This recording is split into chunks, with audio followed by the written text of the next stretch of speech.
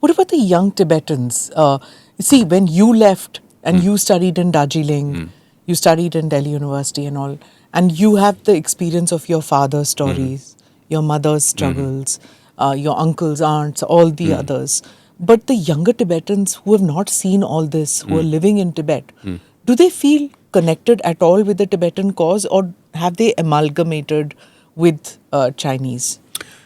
That's why the Chinese government, has established boarding school to take Tibetan children from middle school to high school, to 1 million children. Tibetan Indoctrination. Indoctrination.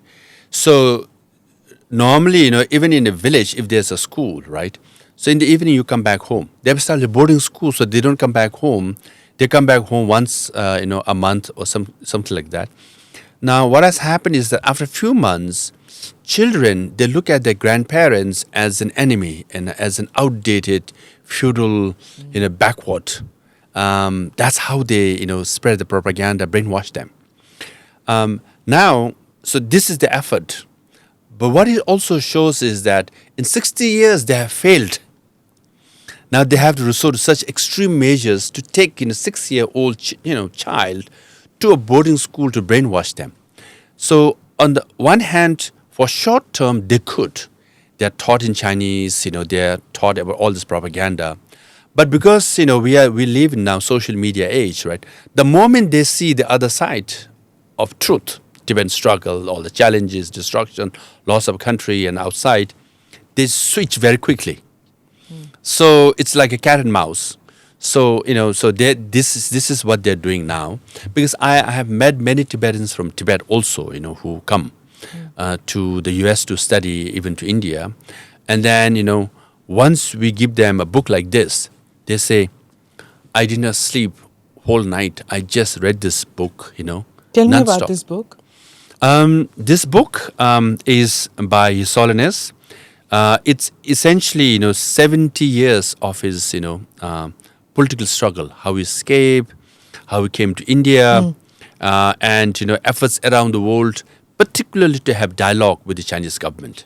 All his efforts. So if you read this book, you can clearly see his sincerity in his philosophies and values and his approach towards Chinese government, that we want to pursue non-violence, we want to have dialogue, solve this issue.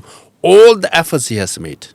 And then, but at the end, he says, the last contact was 2019.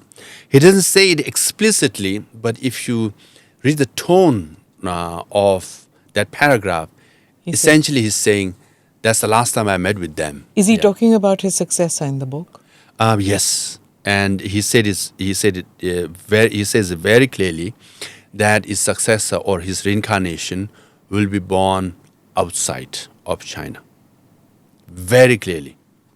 So that's the line he has drawn, because till this book, there was always this issue, right? If we could solve the issue of Tibet, then perhaps, the His Holiness Dalai Lama could visit or return to Tibet. And then the next Dalai Lama will be born in Tibet, But then this book says very clearly that his book, and he will be born in a free world, not in China.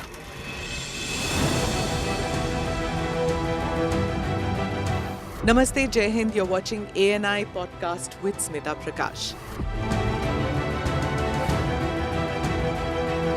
अगर हम उसको मस्जिद कहेंगे तो फिर विवाद होगा.